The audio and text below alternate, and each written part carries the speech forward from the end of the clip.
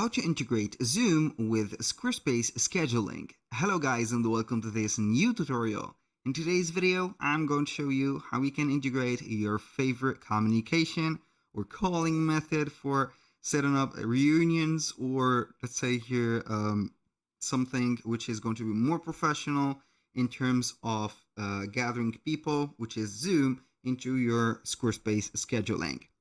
First, we need to head over squarespace.com. We are going to head over the website itself, and then we are going to head over the scheduling section. It is going to be taking us to the equity scheduling, which is going to be a professional part from Squarespace to set up the scheduling. And as you can see, it is going to be like that. Now, what are we going to do? Basically, in equity scheduling, you can go ahead and set up booking calendars or the booking services into the specific scheduling page, as you can see, and etc.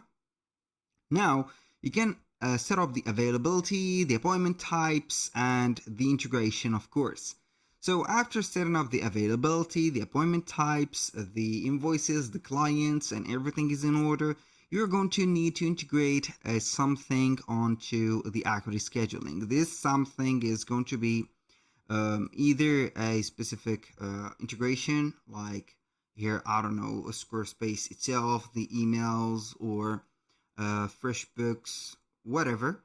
And also we can go ahead and have something more specific, which is going to be the Zoom calls.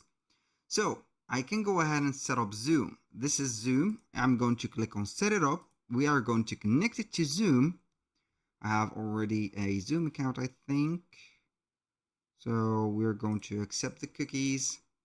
I'm going to set up the Zoom. So as you can see, I have connected my Zoom account and the integration is incomplete. So we are going to select one or more settings. I'm going to put here the IDs, consultation. We are going to put it like this. Going to click on save, and here we have it.